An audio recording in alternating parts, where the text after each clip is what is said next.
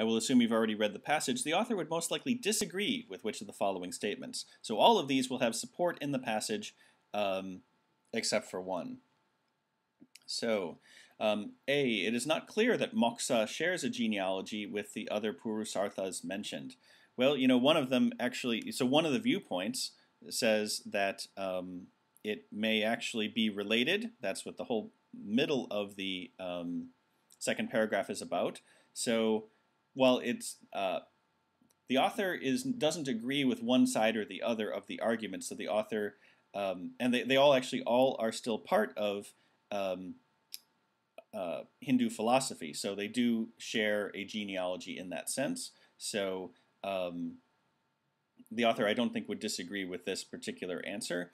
B, Hindu scriptures such as the Mahabharata are concerned with helping the reader lead a righteous life. Well, that's totally what it says, that these are Hindu scriptures for dealing a proper and virtuous life. So the author wouldn't disagree with that.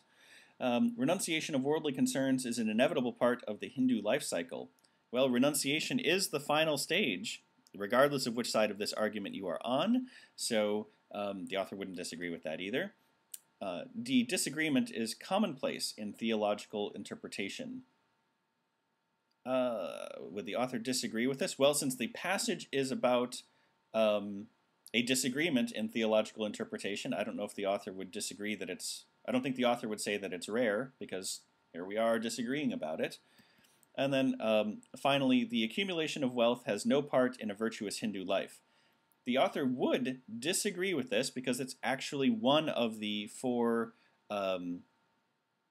conditions of a virtuous life that includes material prosperity. And so that is part of a virtuous life, and the author would disagree that it has no part of a virtuous life. Choice E.